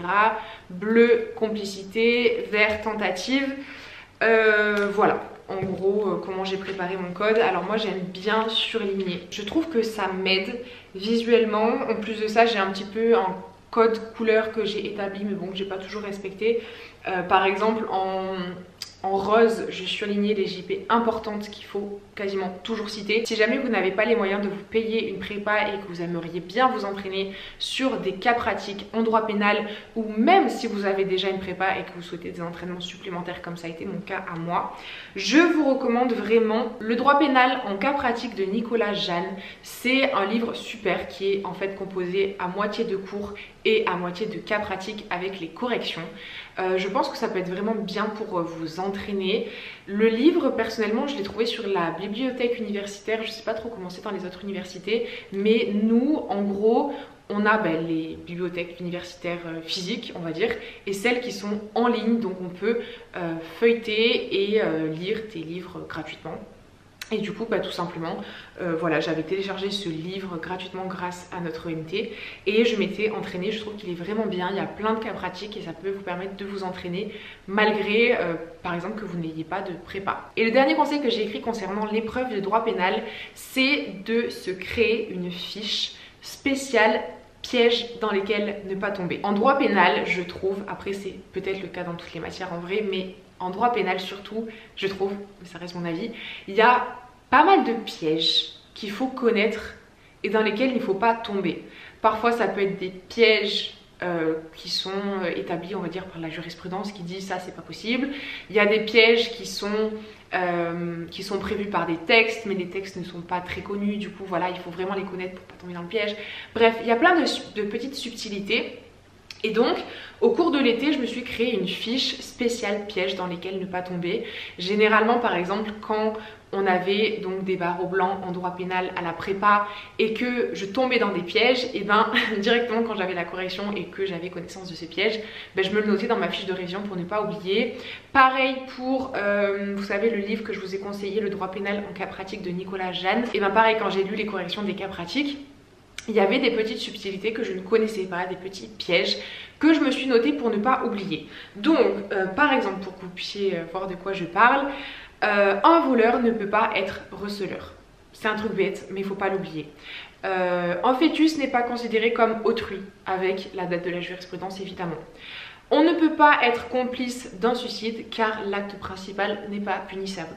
Ou encore, l'escroquerie peut porter sur un immeuble. C'est quelques petits exemples que je vous ai notés, que j'avais écrit dans ma fiche spéciale piège. En vrai, ma fiche, elle était très longue, je crois qu'elle faisait peut-être 4 pages. Et pour finir avec l'épreuve de procédure pénale, je n'ai pas noté grand chose, parce qu'en vrai, c'est un petit peu les mêmes conseils que ce que je vous ai donné juste avant. Par exemple, bien post-iter vos codes. Par exemple, pour l'enquête de flagrance, je savais que c'était mes post-it verts. Pour l'enquête préliminaire, je savais que c'était mes post-it roses. Voilà, bien vous faire un code couleur, bien imprégner les JP les plus importantes. Il y a des JP qui sont ultra importantes à connaître, donc je vous conseille de les surligner pour ne pas les oublier le jour J. Bien vous mettre à jour aussi des dernières JP récentes. Nous, l'épreuve de procédure pénale qu'on a eu en 2023, c'était quasiment que de la JP. Par exemple, on a eu un cas où il y avait un chien renifleur qui avait marqué devant une porte. Et bien en fait il y avait une jurisprudence hyper récente qui disait que lorsqu'un chien renifleur marque devant une porte, l'enquête préliminaire se transforme en enquête de flagrance. C'est pas écrit dans les textes, c'est juste une jurisprudence que beaucoup ont loupé parce que malheureusement elle était hyper récente. Moi je vous avoue que je l'avais vue justement dans le livre La procédure pénale en cas pratique de Nicolas Jeanne, que je vous recommande encore une fois à 100%, surtout si vous n'avez pas de prépa, ça peut vraiment vous aider. Mais voilà, en procédure pénale, en fait d'une manière générale, si vous avez le temps, je vous conseille de lire toutes les jurisprudences des articles les plus importants dans les codes. Il y a beaucoup de jurisprudences qui peuvent vous servir. Et je sais que moi des fois il y a des jours où j'en avais juste marre de réviser et donc je feuilletais mes codes et j'essayais de m'imprégner des jurisprudences vraiment hyper importantes. Les plus importantes je les surlignais pour ne pas les oublier le jour J. Et là tu vois par exemple pour l'histoire du chien marqueur, bah, j'ai eu de la chance parce que je l'avais déjà vu auparavant. Mais une personne qui n'a jamais vu ça n'est pas censée savoir en fait. Bref voilà, tout ça pour dire que les jurisprudences c'est important. Donc en procédure pénale, voilà, je peux vous recommander ça. Je peux vous recommander aussi, si vous avez du mal à comprendre la matière, de vous faire des grands schémas. Moi ça m'a beaucoup aidé. Pour chaque notion par exemple, je sais pas, les enquêtes de police, tu vois, j'ai fait un schéma. La partie sur l'information judiciaire, pareil, j'ai fait un schéma géant pour m'aider vraiment à comprendre les différentes étapes de la procédure pénale, comment tout ça s'articulait entre eux. Et c'est vrai que ça m'a beaucoup aidé. On va passer à la dernière partie de cette vidéo consacrée aux oraux du CRFPA. Donc vous l'aurez compris, si vous avez une moyenne égale ou supérieure à 10 aux écrits, vous pouvez passer les oraux. Il y a deux épreuves orales, l'épreuve d'anglais et l'épreuve du grand oral. Concernant le grand oral de liberté et de droits fondamentaux, comment ça se passe? Le jour J, vous allez avoir 1 heure de préparation pour préparer le grand oral et vous aurez ensuite 45 minutes d'entretien avec un jury. Le jury est normalement composé d'un magistrat, d'un avocat et d'un professeur d'université. Cette épreuve est au coefficient de 4. Et vous aurez aussi l'épreuve de langue étrangère. Alors je crois que maintenant il n'y a plus que de l'anglais. Peut-être que je me trompe, mais normalement c'est une épreuve d'anglais coefficient 1. Donc c'est un petit coefficient. Pour réussir l'examen d'avocat, il faut en fait que vos notes d'écrit et vos notes d'oraux se compensent entre elles et forment une moyenne supérieure ou égale à 10. C'est-à-dire que vous pouvez très bien par exemple réussir votre pré-CAPA et ne pas avoir la moyenne aux épreuves orales si vous avez eu des meilleures notes aux épreuves écrites et que du coup tout ça compensé forme une note supérieure à 10. Alors comment se passe l'épreuve d'anglais? À l'épreuve d'anglais, alors je pense que c'est au niveau national, peut-être que je dis des bêtises mais je pense que c'est comme ça de partout. Vous allez avoir un commentaire de texte, donc vous allez arriver dans la salle, on va vous donner un texte en anglais que vous allez devoir commenter. Vous allez avoir 15 minutes pour préparer le texte et ensuite vous aurez 15 minutes à l'oral pour présenter le texte à votre examinateur. Le texte portera forcément sur quelque chose de juridique, ce sera souvent un article de journal. Par exemple, je m'étais entraînée sur un texte que nous avait donné la prépa je crois, ou peut-être l'IEJ. Ça parlait d'intelligence artificielle qui remplacerait peut-être les juges et les avocats. Je m'étais entraînée aussi sur un texte qui portait sur l'avortement. Ça peut être un texte sur la Constitution des États-Unis, ça peut être un texte sur les juges en Grande-Bretagne, enfin voilà. Mais c'est normalement, en tout cas, le texte aura un volet juridique. Ce que je peux vous conseiller pour l'oral d'anglais, c'est vraiment de vous entraîner à fond. Alors, tout dépend de vos moyens. J'ai un ami à moi par exemple qui a pris une professeur particulier en anglais pour s'entraîner. Je crois qu'il avait peut-être 5 ou 6 entraînements et ça l'a beaucoup aidé. Comme ça, elle le corrigeait sur la prononciation et tout. Ça peut être une solution mais ça coûte assez cher. Moi personnellement, je me suis entraînée avec Wassim puisque j'ai assez de la chance puisqu'il est quasiment bilingue. Donc ce que j'ai noté, c'est trouver un texte plutôt de nature juridique du coup. Par exemple sur le site The Guardian, la BBC ou la CNN, généralement les textes sont pris sur ces sites-là pour le jour J. Et le préparer pendant 15 minutes comme dans les conditions d'examen et ensuite le présenter à l'oral. Moi j'ai fait ça une dizaine de fois avec Wassim. Pour être honnête avec vous, les 2 premières fois c'était catastrophique. En 15 minutes j'avais à peine le temps de lire mon texte, j'avais même pas le temps de le préparer au brouillon. Je tenais 2 minutes à l'oral et c'était vraiment catastrophique. Et au final, au cours des entraînements, je suis devenue beaucoup plus à l'aise. Et à la fin, franchement, j'arrivais à tenir presque 10 minutes à l'oral. Après, j'ai pas un accent de ouf, mais je pense que c'est pas ce qui compte réellement. Ce qui compte, c'est que voilà, on arrive à parler, à discuter avec le prof, à exposer notre point de vue et à être compréhensible. L'avantage c'est que Wassim, vu qu'il parle très bien anglais, à chaque fois il me reprenait quand ma prononciation n'était pas bonne. Du coup je me suis aussi améliorée au niveau de la prononciation. Mais voilà, l'important c'est vraiment de s'entraîner, même si vous êtes seul, essayez de le faire devant votre miroir. Je sais que c'est pas très drôle. Ou sinon essayez de trouver quelqu'un qui le passe avec vous et avec lequel vous pourrez vous entraîner. Mais voilà, pour moi la clé de la réussite de l'épreuve d'anglais c'est de s'entraîner.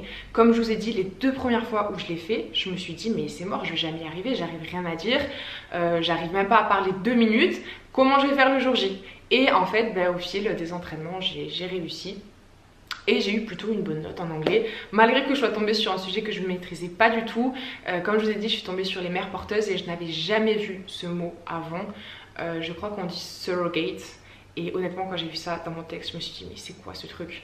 Donc j'ai quand même réussi à m'en sortir un petit peu. J'aurais adoré tomber sur l'avortement, dites-vous la personne après moi est tombée sur l'avortement, sujet que je maîtrisais parfaitement bien. Voilà, c'est les aléas de la vie. Mais voilà, tout ça pour dire entraînez-vous, entraînez-vous, entraînez-vous, c'est la clé de la réussite en anglais. L'autre conseil que j'ai noté, c'est de suivre absolument l'actualité en anglais, puisque vous avez de très fortes chances que votre texte tombe sur un fait d'actualité.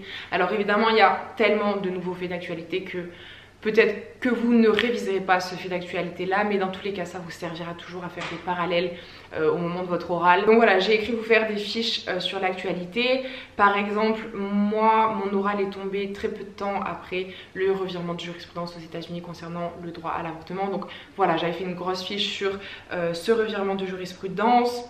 J'avais aussi fait une fiche sur la nomination du juge Ketanji Brown Jackson aux États-Unis, puisque c'est la première juge de la Cour suprême des États-Unis à être une femme noire. Donc voilà, c'était un événement hyper important, j'aurais trop aimé tomber sur ça aussi. Mais voilà, c'est un autre exemple. La guerre en Ukraine évidemment, les massacres dans les écoles et le port des armes à feu, ça peut très souvent tomber.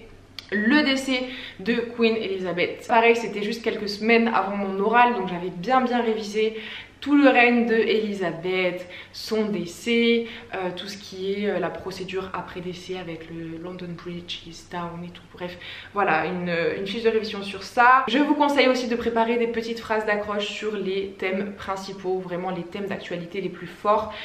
Par exemple, pour la Queen Elizabeth, si j'étais tombée sur ça, j'avais prévu une petite phrase du style de London Bridge is down. Telle est la phrase qui a retenti dans tous les médias le 8 septembre 2022. La reine Elisabeth II est décédée à l'âge de 96 ans après 70 ans de règne, le plus long règne de l'histoire d'Angleterre.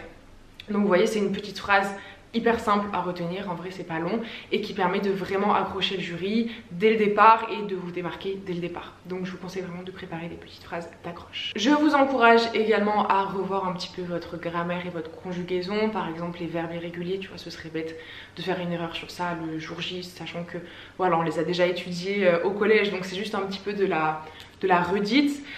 Et un petit peu de vocabulaire aussi, des mots juridiques importants ou des mots de liaison aussi, ça pourrait vous aider.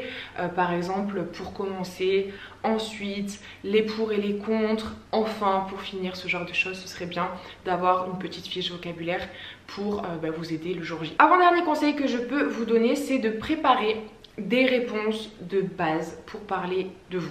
En gros, il est très probable qu'à la fin, lorsqu'il restera 1 ou 2 minutes, l'examinateur vous pose une question sur vous. Pourquoi est-ce que vous voulez être avocat? Qu'est-ce que vous avez fait comme études? Est-ce que vous avez déjà fait une alternance? Quelles sont vos qualités et vos défauts? Ce genre de choses. Et donc moi je m'étais préparé quelques petites fiches de révision avec les questions qui risquaient le plus de tomber et les réponses déjà prêtes en anglais. Dernière chose, je vous encourage fortement à connaître les bases des systèmes juridiques et politiques aux États-Unis et en Grande-Bretagne. D'ailleurs c'est au programme de l'oral d'anglais. Je crois que si vous allez voir sur le site, je sais même pas sur quel site c'est, mais si vous regardez le programme en gros du CRFPA en anglais, c'est bien écrit que les professeurs peuvent vous interroger sur les systèmes juridiques et politiques britanniques et américains. Et je pense que c'est important aussi de connaître un petit peu l'histoire l'histoire des deux pays, donc par exemple la monarchie en Grande-Bretagne, l'histoire du colonialisme aux États-Unis, etc. Ça peut vraiment vous servir le jour J. Moi, je vous avoue que je m'étais fait des schémas pour comprendre des systèmes juridiques parce que franchement, je trouve hyper galère de comprendre le système américain et le système en Grande-Bretagne. Il y a plein de tribunaux, il y a plein de trucs différents. Donc voilà, moi je m'étais fait des schémas et ça m'a vraiment simplifié la tâche. Écoutez, j'en ai fini avec l'anglais, donc on va enfin, et pour finir, terminer avec le grand oral, autrement appelé l'oral des droits et libertés fondamentaux. Le grand oral, comme je vous ai dit tout à l'heure, vous allez avoir 1 heure pour le préparer de votre côté dans une salle à part, pour préparer vos brouillons, préparer vos idées, et ensuite vous allez aller devant le jury, vous allez présenter votre oral pendant 15 minutes, et puis vous aurez ensuite 30 minutes de questions et d'interaction avec le jury. Alors pour le coup, c'est un peu compliqué de vous parler du grand oral, puisque les épreuves peuvent changer en fonction des IEJ. Nous, à Montpellier, le grand oral, c'est toujours un commentaire d'arrêt.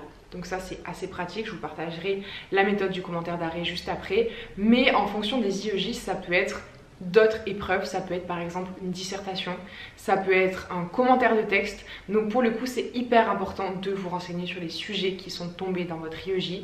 Il y a certains IEJ qui ne préviennent même pas à l'avance. Ça peut être toutes les épreuves possibles. Au niveau de la méthode du commentaire d'arrêt, en vrai je vais aller très vite sur ça parce que c'est vrai qu'on en a fait pendant toute la licence, enfin à Montpellier, mais je pense que c'est pareil ailleurs.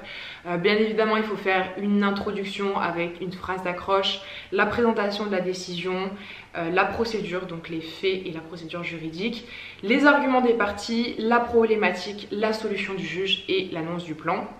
Et ensuite le commentaire, comme on sait le faire avec un grand 1, un grand A, un grand B, etc.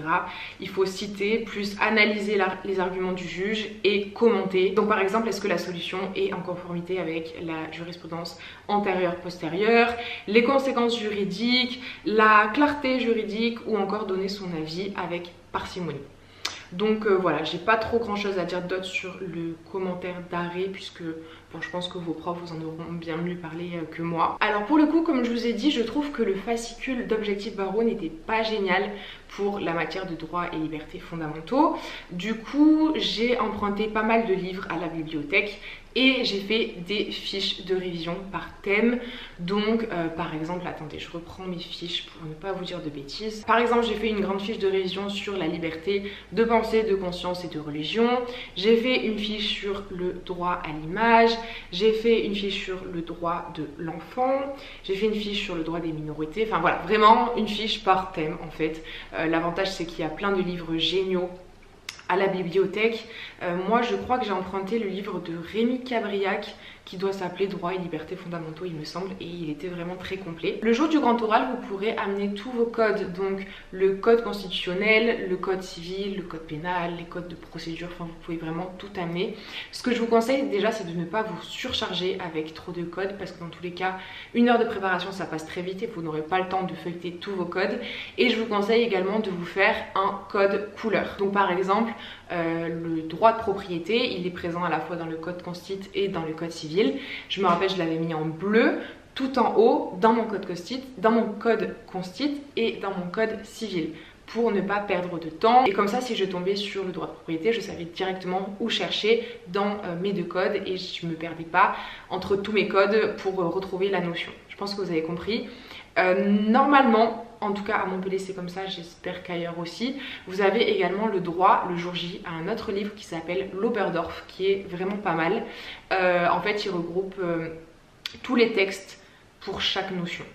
Donc ça c'est pas mal aussi, je vous conseille de vous renseigner sur ce livre là qui vous permettra probablement de gagner du temps le jour J. Ah oui, et autre chose, je vous conseille vraiment d'acheter le code constitutionnel de chez Dalloz, vous savez le code rouge.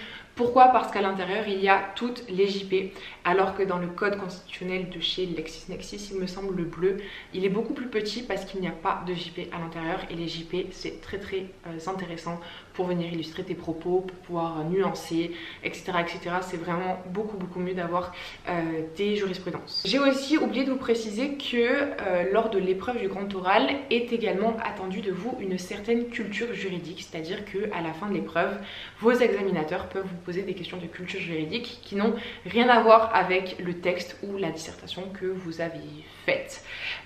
Donc j'ai écrit que je vous conseillais de vous faire des fiches de culture juridique avec plein de questions sur le droit, des questions d'actualité, parce qu'en fait ça peut tomber sur tout. Vous pouvez vraiment être interrogé sur tout.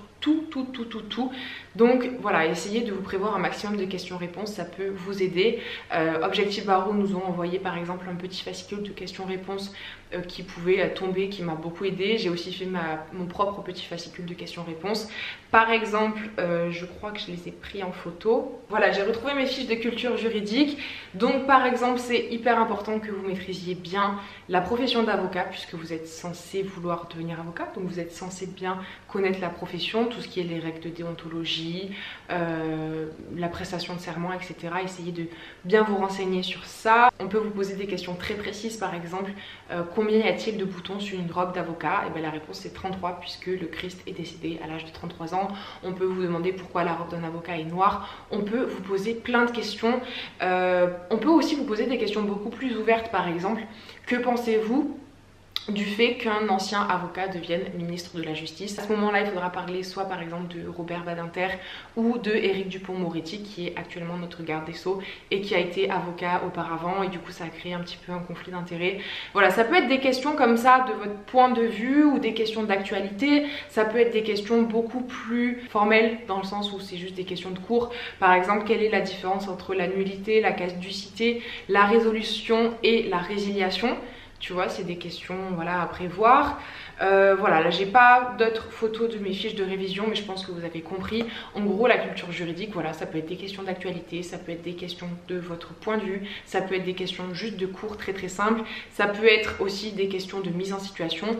Demain, vous êtes avocat, monsieur X vient vous voir parce qu'il a un problème avec son voisin Y, parce que son arbre est trop haut et lui cache le soleil. Qu'est-ce que vous faites? Du coup, peut-être que vous savez pas trop quoi réviser pour la culture juridique, donc je vous ai noté quelques idées de recherche à faire et voilà, pour être à jour sur ça. Donc par exemple tout ce qui est fonctionnement des tribunaux, leur composition, que ce soit le tribunal de commerce, le tribunal des prud'hommes, la cour d'assises, avec les jurés, les citoyens. N'hésitez pas aussi à faire quelques recherches sur le nombre de cours d'appel en France, sur le nombre de tribunaux judiciaires, de tribunal de commerce, de tribunal de police, etc. Connaître la différence entre les magistrats du siège et du parquet, je vous l'ai dit, leur nomination, la déontologie, maîtriser correctement la magistrature, le conseil supérieur de la magistrature, le nombre de magistrats en France, voire le nombre de magistrats dans votre région.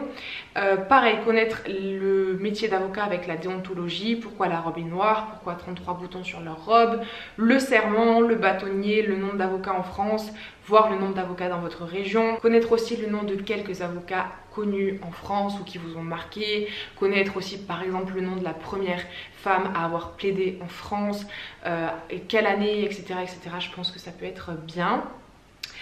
Prévoir aussi des questions d'actualité, par exemple se préparer à répondre pour ou contre l'inscription de l'avortement dans la Constitution. J'aurais adoré qu'on me pose cette question. Êtes-vous pour ou contre l'inscription de l'avortement, enfin du droit à l'avortement dans la Constitution? Je m'étais entraînée 3 fois devant mon miroir, j'étais vraiment au taquet pour cette question. En fait, quand j'ai passé mon grand oral, c'était vraiment une question hyper d'actualité qui était débattue, je sais plus si c'était au Sénat ou à l'Assemblée nationale. Mais voilà, c'était vraiment une question d'actualité et j'aurais aimé qu'on me demande mon avis. On me l'a absolument pas demandé. Mais voilà, ça peut être bien de prévoir des réponses à des questions d'actualité. Est-ce que vous pensez qu'un avocat est une pierre angulaire de la démocratie? Voilà, pas mal d'idées de culture juridique. Connaître aussi les grandes jurisprudences d'actualité, donc essayer de se renseigner sur les arrêts clés rendus par la CJUE, par la CEDH ou encore par la Cour de cassation ou le Conseil d'État.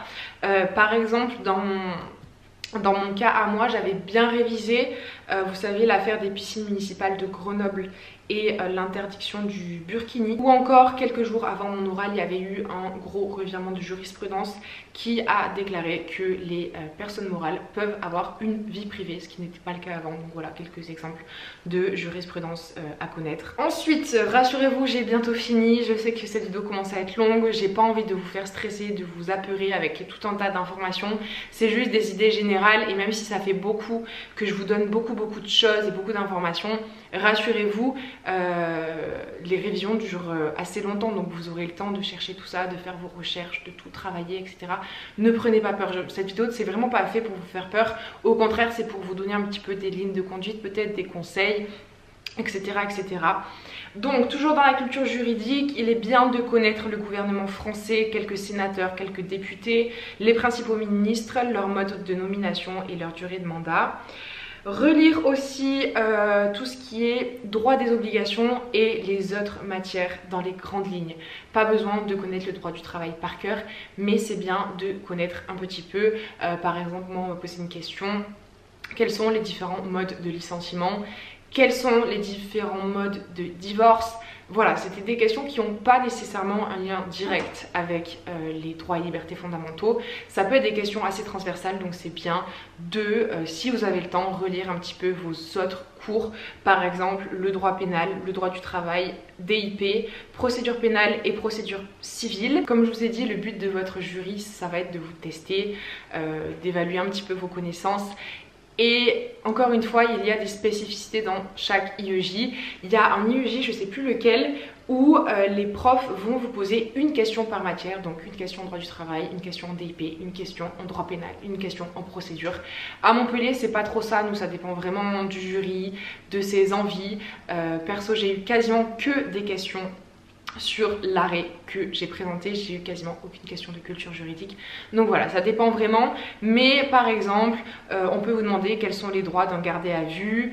Un employeur peut-il fouiller le téléphone de son salarié? Qu'est-ce que la présomption d'innocence? Quelles sont les conséquences de l'affaire Vincent Lambert? Que prévoit la loi du 1er juillet 1901? Est-ce que les arrêts de la CEDH sont exécutoires? Quel est le rôle du préfet? Etc. etc. Voici quelques idées. Et le dernier conseil que je peux vous donner, c'est de regarder des reportages ou des vidéos d'actualité. Par exemple, le matin quand je me préparais ou quand j'en avais marre de réviser, je me mettais des vidéos sur YouTube sur des notions que je ne comprenais pas trop ou sur des faits d'actualité. Par exemple, je crois que mon oral est tombé à peu près en même temps que la COP27.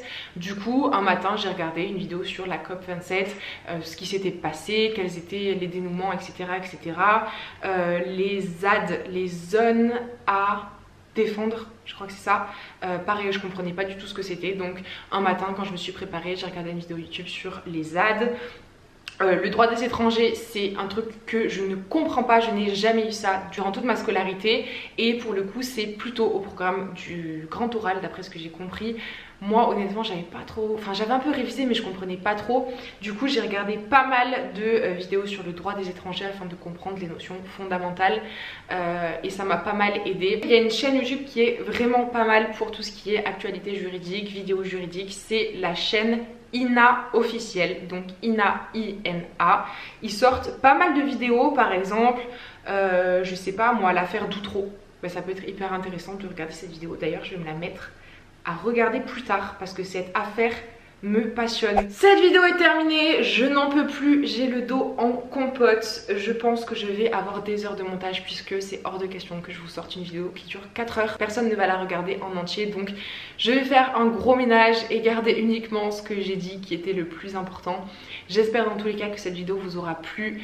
Je vous invite vraiment à partager dans les commentaires tous vos conseils si jamais vous avez déjà passé le pré-CAPA, si vous avez déjà tenté quelquefois le pré-CAPA, que vous avez des conseils à partager. J'aimerais vraiment que les commentaires deviennent une zone où on se partage plein de conseils pour réussir le CRFPA. Donc voilà, sur ce, je vais vous laisser. Je vous fais plein de gros bisous. Je vous souhaite bon courage si jamais vous allez passer le pré-CAPA. Surtout restez motivés. En vrai, tout se passe dans la tête. Pensez à prendre du temps pour vous, c'est hyper important. En vrai, moi cet été, la plus grosse erreur que j'ai fait, c'est de ne faire que réviser en fait. De ne jamais sortir, de ne jamais aller faire du sport, de ne jamais me changer les idées. Et je sais que je ne reproduirai pas ça l'été prochain. Je pense que j'essaierai au moins 2 fois par semaine d'aller faire du sport. C'est hyper important de s'aérer l'esprit puisque oui, c'est important de réviser, mais en vrai, si t'as plus aucun divertissement extérieur, c'est très dur de rester concentré et de ne pas perdre le moral et de ne pas se démoraliser. Donc voilà, pensez à prendre du temps pour vous, vous allez y arriver, vous êtes fort. Et puis voilà, je crois que j'ai à peu près tout dit. Là je vous avoue que je sais même plus comment je m'appelle tellement j'ai parlé, j'ai plus de salive. Je rêve de boire depuis tout à l'heure, donc je vous fais de gros bisous. On se retrouve très vite pour une prochaine vidéo. Et d'ici là, prenez grand soin de vous.